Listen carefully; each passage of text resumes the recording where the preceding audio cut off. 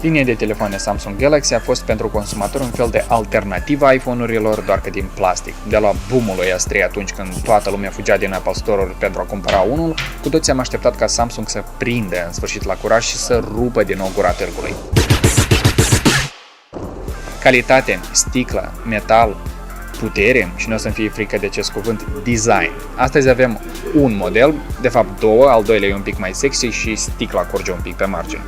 Acesta este Samsung Galaxy S6 și Samsung Galaxy S6 Edge.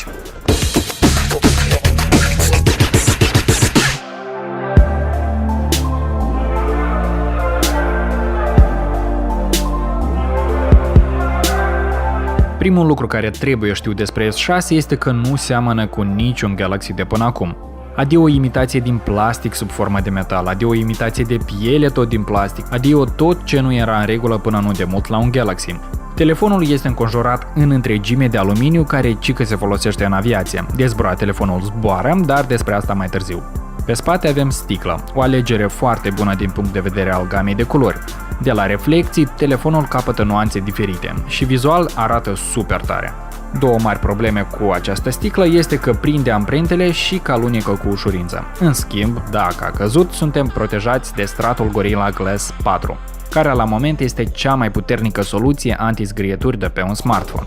Pe lângă S6 obișnuit, Samsung a lansat un model care la sigur va atrage atenția datorită display-ului ce se prelungește un pic pe margini. Galaxy S6 Edge este fratele mai sexy al lui S6. Această idee Samsung a testat-o pe Note 4 Edge, unde era o singură margină, mai curbată ce-i drept. Pe S6 Edge, Samsung a profitat foarte puțin de această formă. Aici avem accesarea rapidă a câtorva contacte, ora pe timp de noapte, notificări și un efect color atunci când ești apelat și telefonul e cu fața în jos. Dar cum ar fi dacă pe această margine era situată bara de listare sau pornirea anumitor funcții sau aplicații direct de pe aceasta? Pe viitor sperăm ca Samsung să se gândească la asta, la moment este mai mult un element de design, însă unul foarte plăcut. Dacă tot vorbim de ecran, din fericire Samsung a păstrat o diagonală de 5,1 inch, mărind doar rezoluția. Așa cum era de așteptat, avem o rezoluție 2K. Desigur, în cifre asta sună extrem de impresionant, fiind cu aproape 50% mai detaliat decât ecranul unui iPhone 6 sau decât două televizoare Full HD împreună. Asta nu înseamnă că ecranul iPhone-ului e făcut din pătrățele, dar ce ține de contrast, culori, unghiuri de vizualizare, Samsung e cu mult peste. A reușit să scape de culorile suprasaturate, obținând un ecran bine balansat, dar care are culori mai accentuate. Și apropo, la fel ca și pe spate, aici avem acoperire Gorilla Glass 4. Optica lui Galaxy S6 vrem noi sau nu vrem, dar trebuie să fie laudată. Este unica cameră de pe un Android care s-a apropiat cel mai tare de fotografii bune, făcute oriunde, fără mult chin și multe setări. Avem 16 megapixeli pe spate care se descurcă de minune, reușind să iasă în fața celuiași iPhone 6 sau 6 Plus. Fotografiile ies mai luminoase în toate condițiile, unghiul de cuprindere este mai mare, plus că avem regim HDR Live. O chestie tare interesantă este aprinderea camerei prin dublu tap, de oriunde și în mai puțin de o secundă. Camera selfie și ea este la cel mai înalt nivel, cu 5 megapixeli, același contrast și un unghi de cuprindere îndeajuns de mare încât să încapă toată gașca într-un selfie. Iar pentru a nu te chinui să apeși pe buton, poți îndrepta degetul spre sensorul de măsurare a pulsului și poza e gata. Pentru amatorii de video, desigur avem disponibil formatul 4K, slow motion, fast motion și multe alte funcții. Pe scurt, camera într-adevăr își știe meseria. Încă un lucru pe care Samsung trebuia să-l învețe de ceva ani era optimizarea sistemului. Nu mă gândeam că voi spune asta vreodată, dar, într-un oarecare fel, TouchWiz-ul a reușit să devină mai eficient. Asta cum? În primul rând, nu este umplut cu tot carul de aplicații și servicii Samsung. Ai nevoie, ai intrat și ți-ai descărcat ce ai dorit, iar cele preinstalate pot fi șterse. Vizual în meniuri a fost păstrat cât de cât conceptul de material design de pe Android Lollipop, deja cu iconițele se rezolvă instalând un launcher. Dar anume modul în care lucrează sistemul este neașteptat de îmbucurător. Acum, după jumătate de lună, nu mai apar tot felul de frânări, ezitări și alte lucruri enervante pentru un telefon nou. Desigur, această optimizare se datorează și puterii din interior. Avem un procesor Exynos cu 8 nuclee construit după tehnologia de 14 nanometri, ceea ce oferă un plus la durata bateriei fără a reduce din puterea. Avem și 3 GB de RAM de generația DDR4 și un nou tip de memorie internă. Toate aceste elemente împreună fac din Galaxy o super mașinărie. Deși cu toată această putere, smartphone-ul se încălzește extrem de tare. O altă îngrijorare a fanilor Samsung a fost lipsa unui slot pentru microSD. Explicația este simplă. Datorită noului tip de memorie folosit în S6, viteza de citire și scriere a informației este mult prea mare pentru microSD. Prezența unuia ar încurca sistemul să lucreze la fel de rapid. Plus că S6 se vinde cu minim 32 de GB și, în genere, folosiți cloud-ul. Samsung, apropo, oferă împreună cu S6 100 de GB pe OneDrive. Încă o dezamăgire pentru mulți a fost faptul că Samsung a închis accesul la baterie. Aceasta nu mai este detașabilă. Poate era o chestie utilă pentru unii, dar eu aleg mai degrabă o construcție fermă, fără scârțieturi de la capacul din spate, decât posibilitatea de a umbla cu încă o baterie în buzunar. În locul ei poți lua un powerbank, care va încărca nu numai telefonul. Cu atât mai mult că de la priză avem opțiunea Fast Charging, care într-o oră îți încarcă bateria până la 100%, pentru încă o zi și câteva ore în regim mediu de utilizare. Și încă o opțiune tare super care ar trebui considerată de mulți producători este wireless charging-ul de orice tip, încărcare fără mufe, cabluri și alte bătăi de cap. Scanerul de amprente a fost reparat. Acum nu mai trebuie să-l freci mai ceva ca lampa lui Aladdin pentru a debloca telefonul. Este îndeajuns să ții degetul pe loc mai puțin de o secundă și atât. La fel, acesta poate fi folosit în browser pentru a te loga în oricare account cu ușurință sau pentru a ascunde anumite fișiere pe care ai vrea să nu le vadă nimeni, asta cu ajutorul private modului. La partea cu sunetul, la fel, sunt schimbări, rezultatele impresionează, smartphone-ul scoate un sunet foarte plăcut și mai ales la frecvențe joase.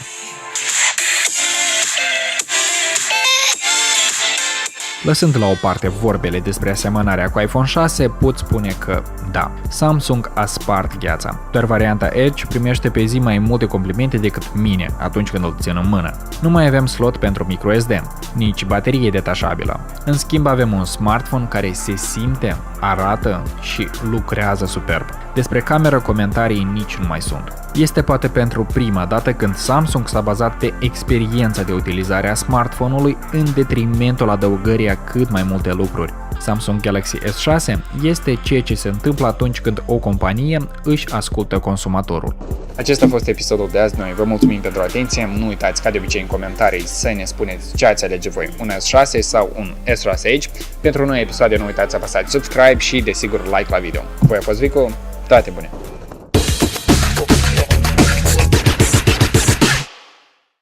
Merge? Asta cum? Asta nu se aude. Stai. Hai. Subscribe și, desigur, like. Să ne spuneți părerea voastră care... Nu, băi, gata. Hai, aici este normal. Subscribe și, desigur, like la video.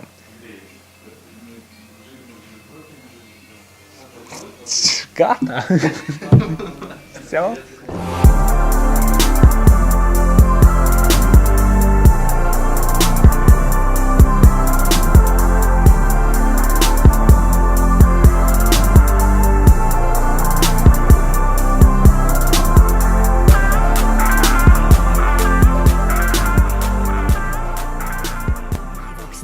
Da sparen Sie mit Sicherheit. Samsung hat hier auf dem Mobile World Congress wie erwartet das Galaxy S6 und S6 Edge vorgestellt. Technisch handelt es sich eigentlich um identische Geräte, mit dem ganz kleinen Unterschied beim Edge, Nomen est Omen, dass halt hier der Bildschirm diesmal auf beiden Seiten so ganz leicht um den Rand herum geht. Das kennen wir ja schon vom Note 4. Da war das noch ein bisschen größer, jetzt aber dafür auf beiden Seiten. Und dieses Edge-Display, das hat gleich mehrere Vorteile. Zum einen kann man ja hier auch zusätzliche Informationen, die werden hier über dieses Rubbeln da ganz kurz aufgerufen, kann man zusätzliche Informationen einblenden, allerdings nicht wie beim Note 4, hier beispielsweise Apps, diese Schnellzugriffe, dafür ist einfach der Platz hier zu klein. Oder dafür gibt es jetzt einen zweiten Trick aber, hier oben, man kann da erkennen, ist so ein leichter Dateireiter zu sehen. Wenn man den ausfährt, kommen hier die 5 am häufigsten benutzten Kontakte zum Vorschein und denen kann man dann verschiedene Farben zuweisen. Das läuft hier oben über die Einstellungen, man kann sich das vorstellen. Hintergrund ist, wenn man jetzt beispielsweise in einem Meeting ist, in der Regel liegt dann ja das Telefon so, damit es stumm geschaltet ist mit dem Bauch auf dem Tisch, kann man dann trotzdem, wenn ein Anruf eingeht, anhand der Farbe hier erkennen, wer ruft da jetzt an und sogar hier über einen Druck auf den Pulsmesser, auch den kennen wir ja schon von Samsung, kurz draufdrücken, dann geht da automatisch eine vorgefertigte SMS raus, tut mir leid, bin im Meeting, ruf gleich zurück oder was auch immer. Also das sind so ein paar Geschichten, die man hier machen kann. Aber es geht natürlich auch ein bisschen um neue Technologie, völlig klar.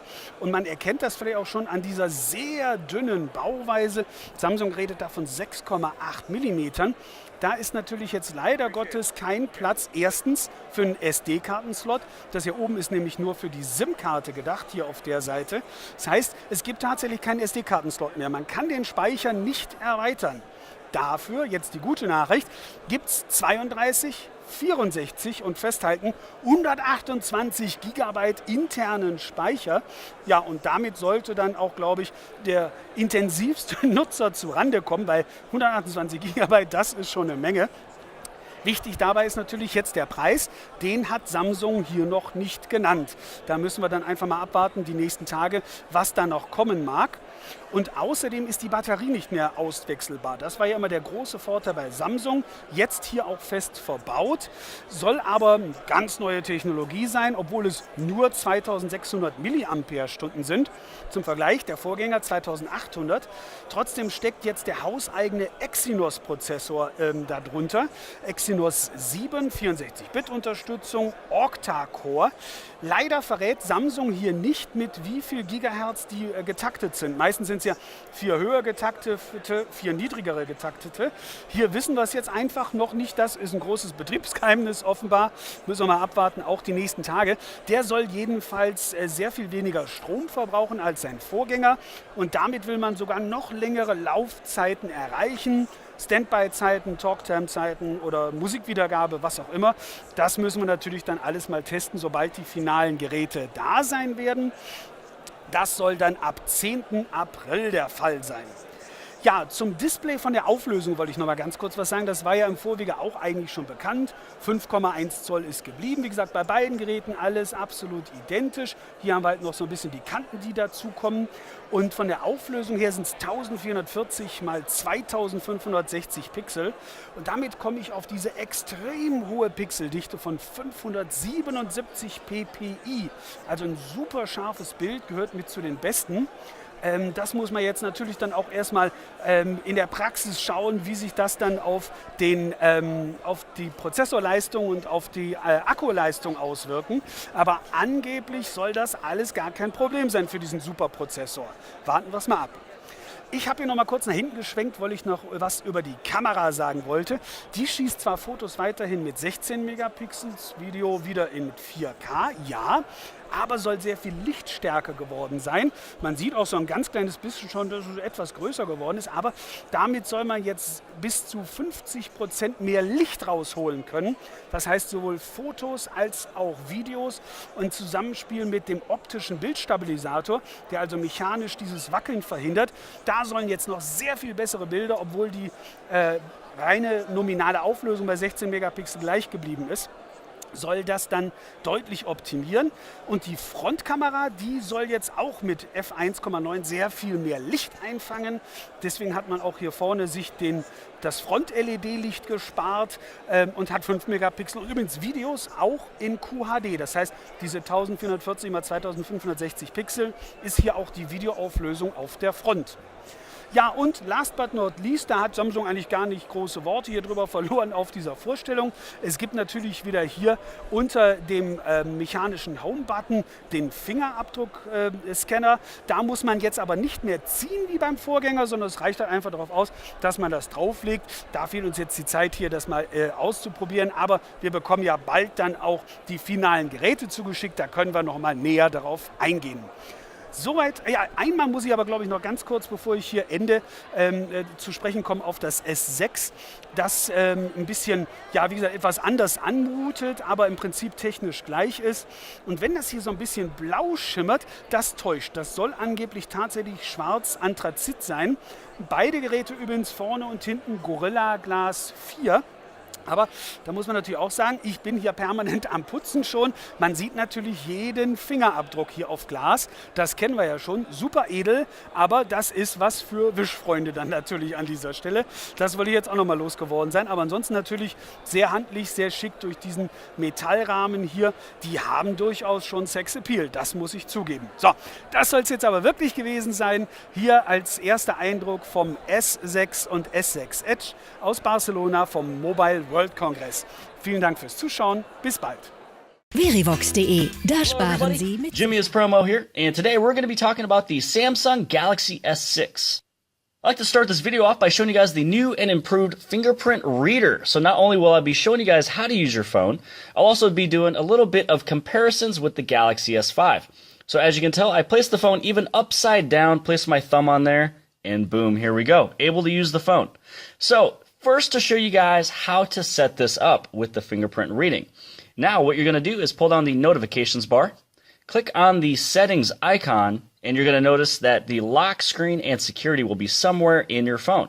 If it's not in the quick settings on the top, just scroll on down and find it. So let's go into the lock screen and security. This is where you can choose what screen lock type you have. So you can do the fingerprint, also the swipe, pattern, pin, and password, or you can do none. Now, because I already have my fingerprint set up, it is asking me for my fingerprint, and this is where I can choose which one I'd like it to be. So then this is where I would choose on fingerprint, and it would take me into setting up the fingerprints that you'd like to use.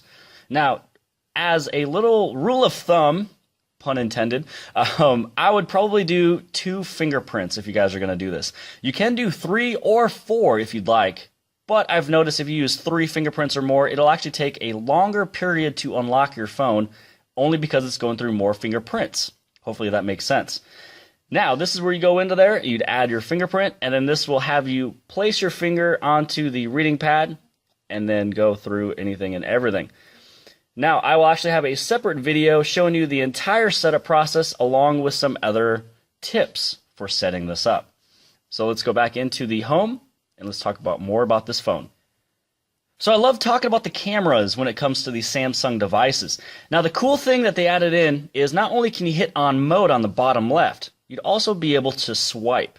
So the first thing you can do is swipe on over when you're in the camera, and this is where you go into the modes. If you swipe on back, then this is where you can get into your gallery on the right hand side. Now, this is extremely cool. Let's head over into all the shooting modes, and you want to know exactly what are these shooting modes. What did Jimmy talk about with all these different modes and what they do? You can actually hit on the top right-hand side for the info, and it'll actually tell you a quick description of every single shooting mode. Now, the first thing we'll talk about is Pro Shot. The cool thing I like about the Pro Shot is that you'd be able to edit and change anything and everything in terms of the brightness. You can change your ISO. The white balance, is it you want auto, daylight, cloudy, incandescent, or the fluorescent. The other thing you can do is in terms of the depth of having something in focus. If you want it extremely close, which is macro, let's say your finger, or you want to keep on going all the way back, all the way to the mountains, far in the distance. And then you can also go into some of these other shooting modes to where you can have it as soft, nostalgic, and things like that. So we just talked about Pro Shot, and here's an example that I have. This right here is macro. This is where I got it extremely close to something that is right next to the camera lens. And then I was able to change it to where it's mid, so it's focusing on him, but nothing that is right here in front of the camera and nothing that is far away. And then I was able to go the distance and go all the way to the very back to where I can focus on the trees as well as this fern in the back. So as you guys can tell, Pro is going to be extremely fun to do if you're doing something up close or something far away. Here's one more example of the Pro Shot in terms of changing the depth of focus. So here is something for the Walking Dead fans. Here is a action figure to where you can see he is highly up close and detailed. And then I was able to focus on the zombie in the next photo. So this is something really fun you guys would be able to do. I would definitely check out Pro Shot.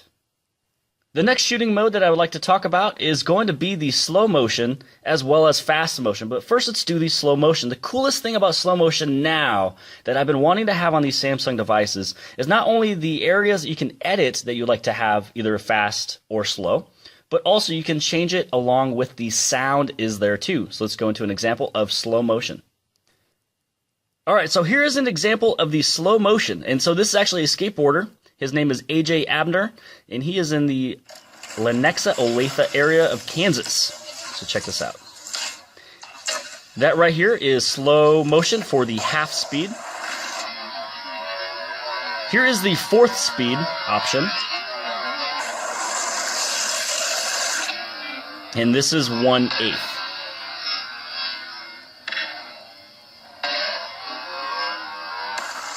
So there is an example of what you'd be able to do with slow motion. And then fast motion is the complete opposite, and I will actually show you guys what the speeds you'd be able to do. So let's say we go into the camera, head over into the fast motion. If I hit on record, this is the same thing as a slow motion as well, just so you guys know. Nothing is going to be popping up in terms of what speeds to do yet. Then once you get on done with shooting your shot, you open it on up inside of the gallery. And then you see this little icon right here. That means it's either fast or slow motion. Now, right here, this is where you'd be able to change where you would like this area to be the fast motion. Or what you'd be able to do is hit on split. Now you can have two different areas that you would like to have. So you can either have one or two. Then what happens is when you choose on the little block, you can either delete one of those, or here's the different speeds you can use. You have 4 times the speed, 8 times the speed, 16, or 32. And just so you guys know, just as the slow motion, the fast motion will also have the sound as well. Before we go into another shooting mode, one really fast feature I need to make sure you guys know about is the fast camera open.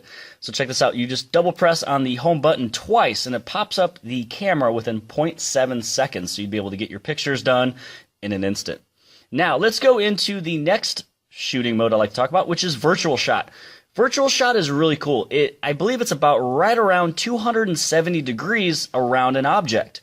And so what you do is either you can walk around the object, or you can spin your phone, or you can make it spin along with you. So here's a virtual shot of a NOS can. So you hit on the little icon there, and it's actually going to revolve around that image that you took. And all I did was I walked around this can. The next thing you'd be able to do is you'd be able to do it with your fingers, so you can spin it across and check it out. So if you did this with a Corvette, let's say, you'd be able to go around all the different edges and things like that to check out, at a car show.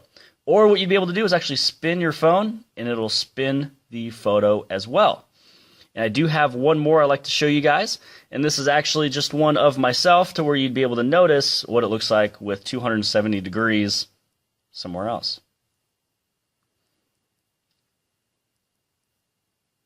And so you can really see exactly everything you'd be able to do with virtual shot. Now this is extremely fun, and I'm just waiting and excited for all the different social media departments out there to accept images like this. Speaking about the camera in terms of opening it up extremely quick within 0.7 seconds, and also talking about the Pro Shot where you can change the ISO and shutter speed, things like that. Here's an image that I took inside of an establishment where I opened it up within 0.7 seconds, and then I took a normal picture, a normal shot, just auto, to where I'd be able to show exactly how this looks and how detailed it is. One thing you'll notice, though, is that there's a car in the street.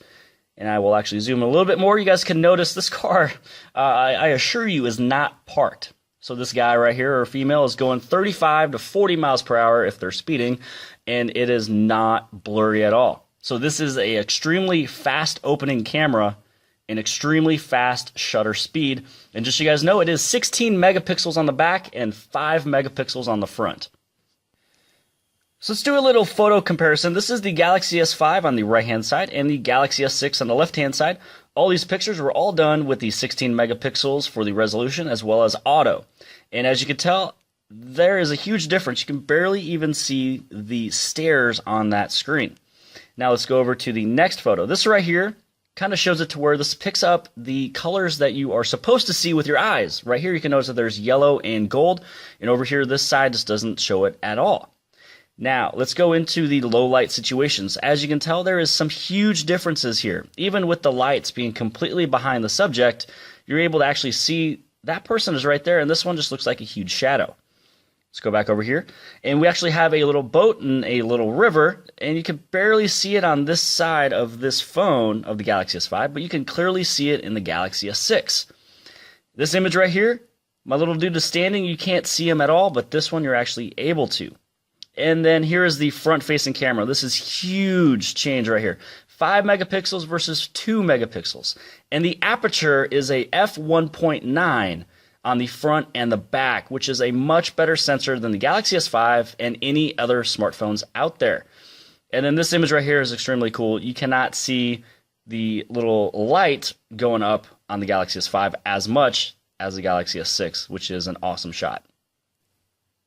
All right, so I do want to talk about one or two more things about this camera. Let's go on with the rest of the phone. Number one, this right here is where you can flip it from the front or the rear camera. And then on the top left inside of the settings, this is where you can actually do one referred to as tracking autofocus. So this is amazing. What will happen is you put your subject in front of the camera. You basically touch on the screen where you want it to always be in focus. And as you can tell, I did it right above my hand, but let's put it right on the fingertips. So now as I move my hand, it'll actually track this as if it was the head. Or if I move my cell phone, it'll actually always keep in focus of where I selected. So that is amazing if you have kids or dogs or pets or anything like that that always is actively always moving around. So the Galaxy S6 has built-in wireless charging ability. Now this is awesome. This is right here a Samsung wireless pad that I have plugged in, and all you have to do is simply place your phone on top of it, and boom, it is actually charging at this moment in time. Now, the other thing is that it works with every single alliance. Then here is the Duracell Power Mat. And the great thing about this one is that back in the day, you had to have the case that fit your phone to place it on top of here. Now, I like this one only because of the simple fact that it is a little bit magnetic. So it actually pull my phone on in exactly where it should be charging. And then also makes the sound of and then that's when it's off. But I do like the simplicity of a big rectangle with a little bit of concave in the center, and you just place your phone right on top of it, and now you have your built-in wireless charging. Now, the one thing that I do want to remind you guys is that built-in wireless charging, when you do the wireless charging, it does charge a little bit slower than you do when you are having your phone plugged in. Now, the good thing about this phone is that with the wireless charging, this can charge just as fast as I'd probably say majority of all the smartphones out there if they're plugged in. And I only say that because we have the fast adaptive charge that you'd be able to use on the bottom. So with the cord that comes with the Galaxy S6, when you plug it on in, you're actually able to charge your phone from 0 to 100% in 80 minutes. The other thing you can do is you can charge it from 0 to 50% in 30 minutes. And lastly, the coolest number you can say is that you can plug this thing in for 10 minutes and get 4 hours of use. Let's talk a little bit about the multitasking with this device. So Samsung switched it up a little bit, and I actually like it much better. All you have to do the multitasking is hit on the recent app button on the bottom left-hand side. This is where you have all the different recent apps that you have used. Now, the thing that's really cool about this is that you have the little X's to where you can exit out of those applications, and you also have the multi-window icon right there, which is the two windows that are on top of each other. So if you wanted to open up the internet in terms of the multitasking screen and you'd like to have a secondary screen on the bottom, then you just choose which one you would like to use. Or what you'd be able to do is swipe on over to the right-hand side over here and choose the other applications that you would like to use in the multi-window option.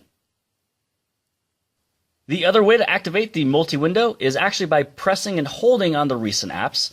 And this is where you'd have an entire list of all the different applications you'd be able to do with multi-window. And then what you do is the first icon you choose will actually go on the top. And then the second one that you would choose will go right onto the bottom. Sometimes it's the small things that make you love a phone. And one of the small things you'd be able to do is pressing and holding on the screen to where you'd be able to change and move around all the different icons on your screens, as well as selecting which ones is going to be your home page, things like that. Also, this is where you'd be able to turn on and off the briefing page. So some people like it and some people don't.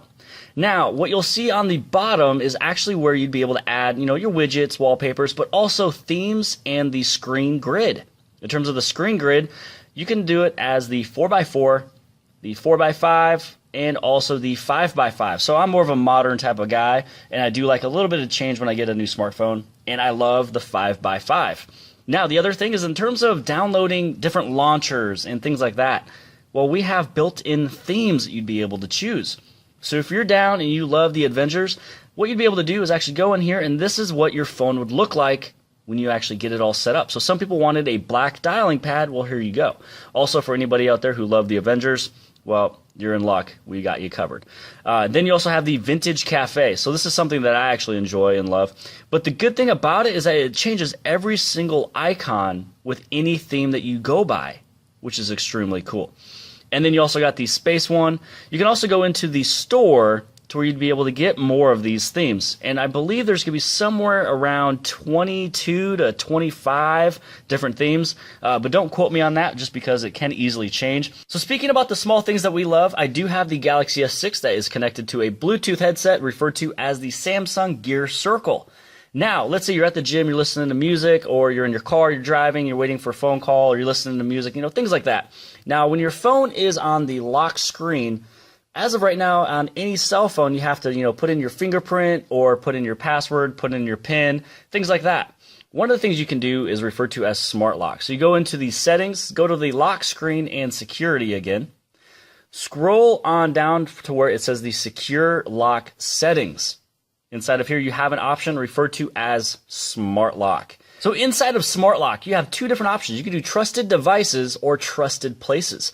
In terms of the trusted devices, you can do this via NFC or Bluetooth. So let's say I'd like to add in the Bluetooth of my Gear Circle.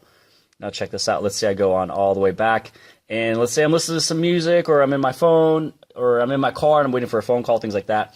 When you go into your lock screen, you're actually able to get right on out. So let's say you're at the gym listening to your music and you do not want to type in your PIN, your password, things like that, or fingerprint. You can just swipe it, and obviously with you stating that it is a trusted device, then that means that it is trusted. You're able to have your phone not secured. The other option you'd be able to do is where you can have it to where it is the location lock. So this will be in reference of if you're at home, you're at work, wherever you would like to set this up, it is using Google Maps. And as long as you're within 80 meters of that address through the location, that is on your cell phone, then this will stay unlocked. So for those people who use all 4 of the fingerprints and you like to add, maybe 1 more or 2 more for a significant other or another family member, all you have to do is put on your trusted places. And then this way, when you're at home, the comfort of your own house, then you're not going to be able to have to put in a password, a PIN, or a fingerprint. And then once you leave and you're somewhere else, then this is where you have your phone that is on lockdown. So let's say that you have the smart lock activated and you're at home, or you're listening to your music on your Bluetooth speaker or headset, things like that. And for the moment, you'd like to have it on lockdown. Place your little finger or thumb on this lock icon and swipe it to the end of the circle. And now your phone is to where it is on lockdown again to put in your fingerprint or any other security that you have. So a cool thing with the Galaxy S6 is that let's say you're inside of a phone call and you swipe on over to the next screen. This is where you'd be able to check on some important stuff. So let's say that you're in a phone call for your work or maybe your personal life. You'd be able to go into memo, and then this is where you'd be able to make a memo about the phone call. Or let's say that you are on a phone call with your work or your parents and things like that, and they're asking what you're doing a week from now. This is where you'll be able to go into your S Planner and then look at your entire planner to see what is going on with your life, or if you're looking for some important information about some other contacts. And you can also do some text messages, internet, as well as checking your emails while you're inside of this phone call. So a cool little trick inside of the gallery is this. You'd be able to swipe it left and right if you like to show all the rest of the albums, or if you like to have it showing only the pictures. If you pinch to zoom, it'll actually make the picture smaller. Pinch to zoom one more time, and it'll go even smaller to where you'd be able to keep on scrolling and finding all of those images that you took a while back. All you gotta do is zoom on in if you like to make it bigger, and so on and so forth.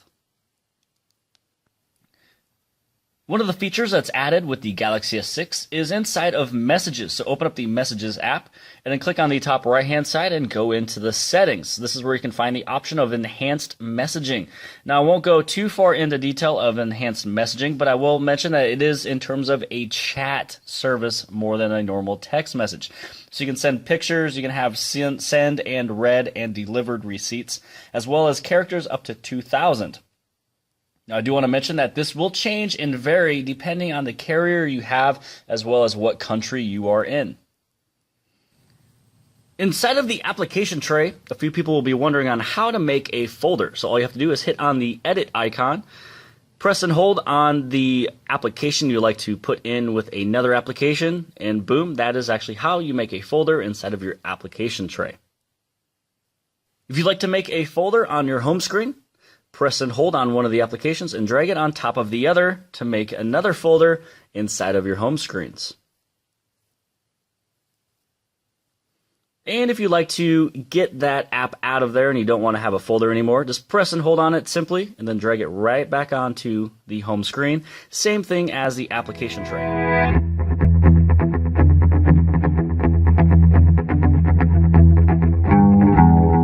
Hi guys, and welcome to my in-depth comparison between the Samsung Galaxy S6 and the Sony Xperia Z3. There is also the Edge, but I will just quickly mention that because pretty much they are the same and I would rather compare it with the S6. So let's start with the S6 and the Z3.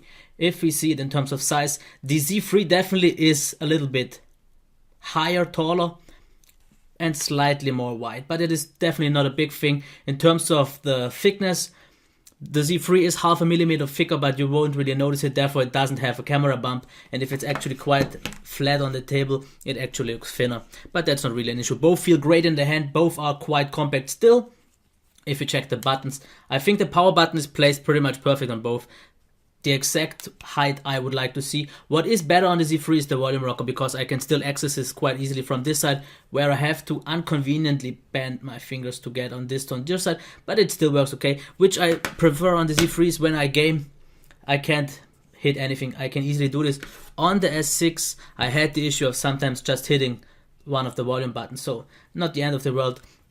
If you check the front, I think the Z3 looks a little bit more elegant because just more minimalistic, doesn't have any buttons on, but therefore you have the convenience here with the fingerprint sensor, which right now for some reason didn't work properly, but it usually works quite great. So it's about what you prefer, a bit minimalistic or more functional with the S6. On the bottom we have nothing on the Z3. Here we have the speakers, the micro USB and the headphone jack, which I prefer to be on the bottom, but it is on the top on the Z3. So just to make it quick, both feel great in the hand.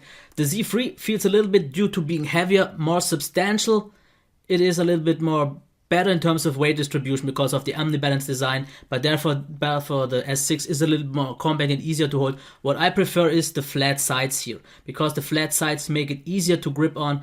Here we have the round ones that can be a little bit slippery from time to time.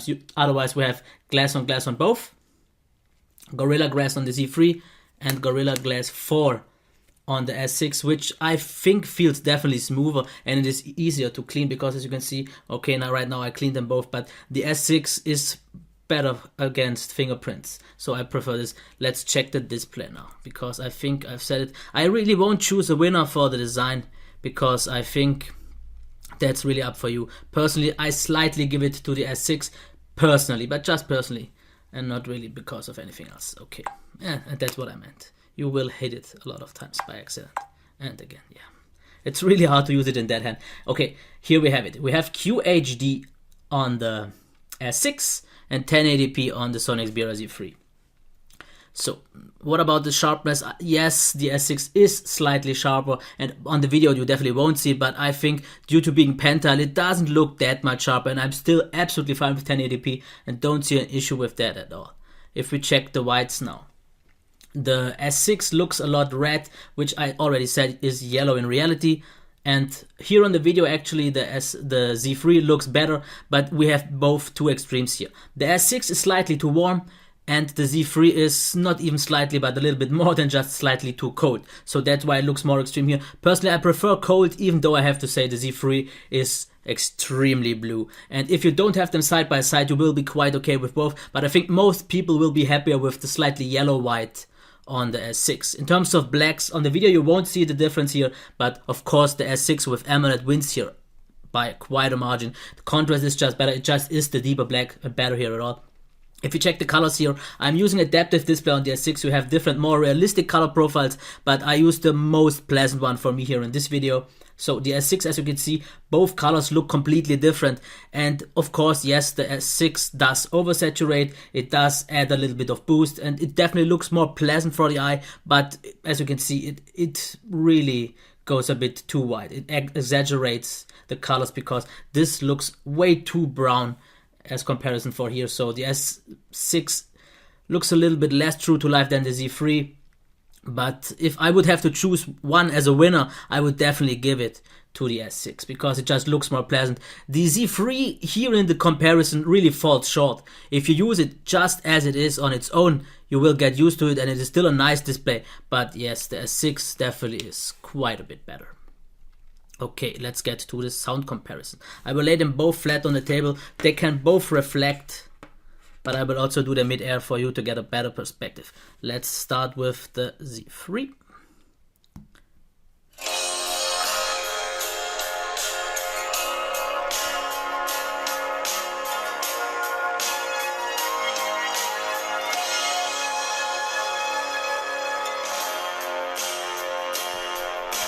And now let's get to the S6.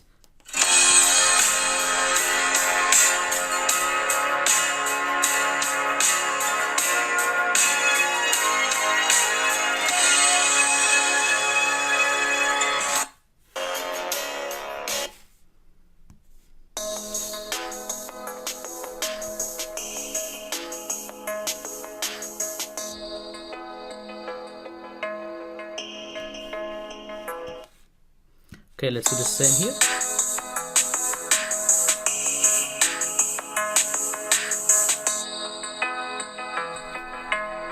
I have to add though, this is both being flat on the table, where they can use the table as some kind of resonance factor. If I do it mid-air, it will sound quite a bit different. Let's check it real quick.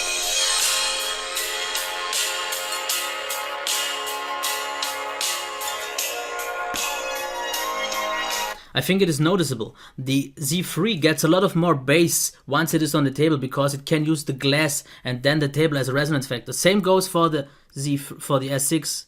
As you can see, it will also get. It sounds a lot more flat in mid-air. I think that's quite noticeable. In terms of blocking, the Z3 you won't ever block because it's on the front. On the S6 it looks a bit different.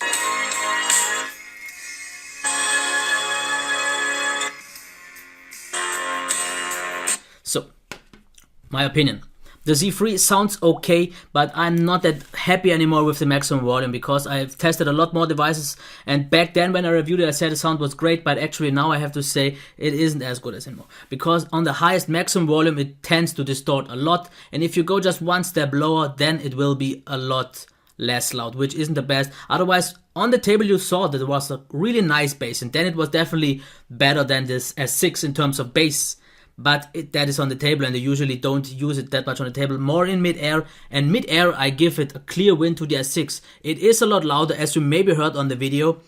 It is some kind of more of a free sound. It sounds a bit lighter. You have adjustment options on both. The Z3 is a lot more flexible here with the equalizer settings and so on. But still, this one is so much louder, and if not blocked, I don't care so much about the position, and I give it the winner here, definitely to the S6. In terms of performance right now, let's check one app here. Here we have a Twitter app, and of course you have to decide for yourself because it's really up for you. As you can see, both are super smooth, but both tend to slightly stutter at the end of the scroll. It's not really a big thing, but one thing I have to mention, it looks like the Z3 in my opinion has a little bit more motion blur, and if you scroll very fast you will notice it more, and then it looks less smooth than it actually is in reality. But at least in this app the S6 definitely is a little bit smoother. Of course not always, this is just the momentum. Don't see this as a definite. Sometimes the one is smoother, sometimes the other is smoother. This is always a little bit of a thing like you see it right now. If you check them both right now in Google+, that's really, I really leave it up for you. I would say both are pretty comparable. If smooth, the S6 is slightly smoother, but if it hangs, as you can see here, sometimes it has the slightly harder lag. The Z3 has a little bit softer lag, but therefore sometimes a little bit more. In terms of being responsive, both do a great job here. Both can switch apps super fast. Not the issue. The Z3 has a little bit of the upper hand here, but not really by much. Let's quickly check the browsing. Sorry, it's a bit hard to handle both at the same time. Same goes for the browser. As you can see here, both, let's go up to the top. Both are absolutely smooth. The S6 right now has a little bit of trouble. I don't know why. Usually that's not the case. It does stutter. I did a fresh reboot for both, so they are both terms. But as you can see, the Z3 is absolutely top smooth. And the S6 is fine. It is totally okay. No problems here at all. Next app, Palaber, just real quick. And here both as well do a great job. As you can see here, super smooth. They both hang from time to time. That's just Android. I wouldn't blame either device for it. As you can see here, Z3, super smooth. S6, pretty much the same. So it's pretty hard to choose a definite winner. Just from my opinion, I would say the S6 is, if smooth, slightly smoother. The Z3 feels a little bit lighter, a little bit more responsive, a little bit snappy. But just if I say slightly, I mean ever so slightly. This is no difference you would notice if you don't have both side by side. For gaming, I won't really choose a winner. Both are pretty much on both great terms and no problems here at all. So battery life is the big thing now to talk about. But I will make this quick because if you want more data on the battery, just check each reviews. But I would say it as like this. I got 2.5, maybe 3 hours over one day on the S6. And I get about 6 hours over one day on the Z3. Over 2 days, maybe 4 hours. This is just a real brief comparison. But I would say the Z3 almost has double the battery life of the S6. I know there are a lot of people saying I get 4 hours or I get 3.5, 5 solid hours on the S6. Personally, I don't get it because I don't use Google now. I don't use location services on both.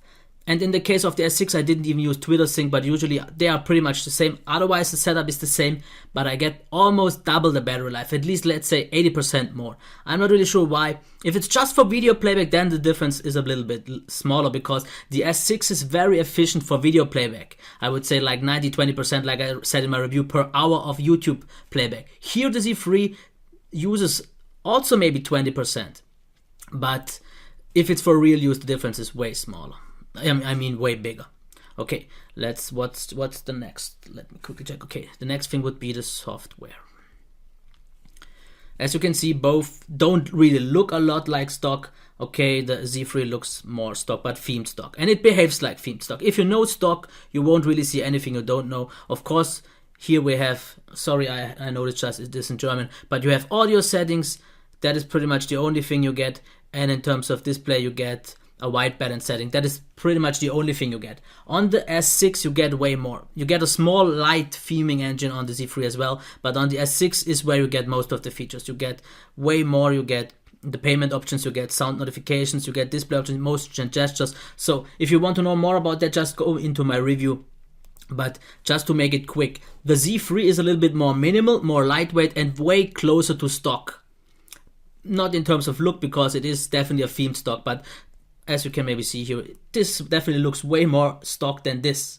On the S6 though, you get a quite stock feeling device this year actually. Of course, it still doesn't look anything like stock. And especially with the theming engine, I have to say it looks quite nice. If you choose the right theme, it behaves quite good. You don't have a lot of gimmicky features, and the ones you are getting are quite usable and nice. If I would have personally to choose, since I don't use even the useful features of the S6, I would go for the Z3 features because personally I like it minimal and I like it the cleaner feel. But in terms of functionality, the S6 wins. If you want it just clean and stock, the Z3 would be the winner. Now, let's get to the camera, and I will parallel to what you see as an overlay get the pictures, and I will talk about them now. Okay, on the first picture you see, this is the S6. But I have to say that the picture looks quite a lot oversaturated, because if we switch now to the Z3, you will notice this looks way more washed out, but actually this is way more realistic in terms of colors. In terms of sharpness, the S6 was better, but in terms of accuracy, it was on the Z3. Here the next picture, again, the S6. This time it did a way better job. As you can see, this is way more realistic, very sharp overall, very a lot of details, very nicely focused. On the Z3, things don't look bad at either, though. It isn't really that sharp, but still good. It didn't capture it accurately, but both did a good job in terms of colors and so on. The next picture here, again, the S6. did a great job, especially if you check the grass or the leaves in the background, which are all very sharp, and even the front is super sharp and detailed. If we now switch to the Z3, you will see the background is way less sharp and it didn't catch all the details. It was more focused towards the foreground, but therefore it did a great job here as well. Z3, once again, as you can see, the stone has a lot of details, very nicely in terms of accuracy, also nice. The Z3 here did a quite similar job. So pretty much both on par. Now there is a little bit of a bigger difference here. As you can see, this tree here is completely in the shadow, and it did overexpose the background. I mean the heaven, but therefore the tree is not visible. If we switch to the Z3, we'll see it did a much better job here. You can actually see the tree and you get way more details, but this is, yeah, maybe just a bad picture on the S6. The next picture here again on the S6 looks very detailed. As you can see, the flower has all the details super sharp in focus, and the background is nicely defocused, even though this is just a normal picture in auto mode, no defocus or anything. But also the Z3 did a great job. Colors slightly more realistic. The S6 did oversaturate and boost it, which it does on pretty much all the pictures, but I think it does it so marginally and so pleasantly that I don't want to complain about it. Once again, here we have the S6, did a great job with the sunlight in the background. The flowers or the trees look nice. The Z3 here did also quite a good job. It had a little bit of a lens flare from the side, not really sure why, but it did capture it also quite well. Here again, the tree, this time the S6 did a great job. It did overexpose a little bit, but if we switch to the Z3, it also did slightly overexpose it, but both did a great job after all. Here we have the biggest difference. This is in low light. This was quite dark, and you actually see it way brighter than it was in reality. And here the S6 did an extraordinary job. Everything is super sharp and detailed. If you check the Z3 here, a lot blurrier, not really that much noise, but it's definitely more blurrier. So this is it to sum up the camera qualities. The S6 for me, even though it's not as clear maybe on these pictures, but it is the way easier shooter. If you want to snap a picture real quick and get a great result, you will get this on the 6. Here it was very, very consistent. On the Z3, and I talked with a few people there, you can get extraordinary great shots, but you need more effort and more skills for that. Sometimes you need manual mode. On the S6 you can pretty much use auto mode all the time to get a great picture. On the Z3 it can be a little bit of a hit and miss. Okay, so it's time for the recap, just real quick, and then the rest is up for you to decide. In terms of design and build quality, I won't really choose a winner. Personally, I would maybe slightly prefer the Z3, but this is just for my personal preference. Yeah. Okay. Display, definitely the S6. It just is way more pleasant. Slightly, I would wish it to be corrector white, but still definitely the clear winner here. Sound, it shouldn't be that clear, but it is for me the S6 because it sounded just way louder and still clear and very nice, so I have to give it to the S6. In terms of performance, I ever so slightly give it to the Z3, but more of a personal taste because it is more snappier, more responsive, and has the softer lag, which I prefer. The S6 though is a little bit smoother, not quite as consistent, but still very snappy and so on. So the difference is really marginal and really up if you want it smoother than here, if you want it more responsive and snappy than the Z3. And this is what I prefer, but the difference is really so marginal. Battery life, the Z3 wins by a big margin. I would say almost double the battery life. And yes, if people get better battery life than I did on the S6, nice for them, but for me, just didn't cut it. Sorry. Software, I already told it in the review. I'm at a point where I'm absolutely, maybe not 100%, but 90-95% okay with TouchWiz. It does a great job. It looks good now, and a lot of people say still it is way too Samsung-y. I don't care. I'm totally fine with the software. Same as for the Z3. If I would have to choose, I would like to have the cleaner, but I know a lot of Samsung users will appreciate the extra features like with multi-window and so on. I think a big thing of that will be multi-window and the windowed mode. So really up for you what you want. If you want features or if you want it minimalistic. In terms of the camera now, I have to give the win definitely, clearly to the S6. It just captures the pictures way easier, way better, and way more consistent. On the Z3, you can get great shots, but you need more effort for that. So, who's the winner now? If I would be completely objective, it would be still hard to say because I have issues with the battery life of the S6. But if you don't care about battery life, you want a great feel in hand, the perfect display, a really, really, really amazing camera and a great sound and overall, this is the overall better phone. But it's not like the Z3 is so off in terms of everything. Okay, the display isn't as good, the sound isn't as good, and the camera maybe isn't as good, but it's really more of a personal choice. I still won't switch to the S6 because I like the more omnibalance feel. It feels a little bit more premium for me. It just feels little bit more substantial. I don't have the buttons, and as you can maybe saw, I don't even use software buttons. I do all with gestures. So I couldn't care less about anything else.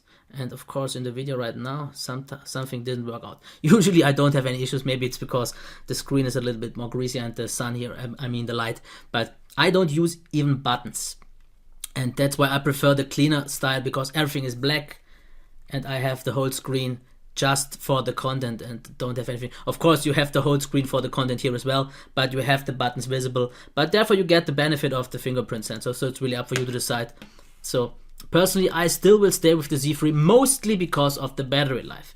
If the S6 would have been a little bit closer in terms of battery life, I would have maybe switched, but it's not like I want, because I'm quite cheap. If I paid $500 for the Sony Xperia Z3, and if I would have to pay again like $600-700 to get the S6, it would be harder just because I don't get much more than I got already on the Z3. If I wouldn't have any of these, and money would be not a concern, and the battery life of the S6 would be better, then I would get the S6. But with the battery life of the S6, I'm just not happy. If it's okay for you, but I want a whole day, and here I can even get 2 days. So maybe, I'm sure I'm not super objective here. And this is definitely of a personal preference. My personal preference still is in overall the Z3, mostly because of the battery life, and it doesn't do anything really bad, and it's not that far off. Yes, the S6 has definitely a few advantages and is overall the better device. And if it wouldn't be for the battery life, then it would be almost 100% clearly the better device, but still. I don't really have much to talk here. Once again, I will talk about the S6 and S6 Edge, why I prefer one or the other in another video. But as for this review, what I said about the S6 still stands true also for the Edge. I will cut off this video now, and I hope it was helpful to you. And please let me know in the comments if anything was wrong or anything was super right. Until next time, bye.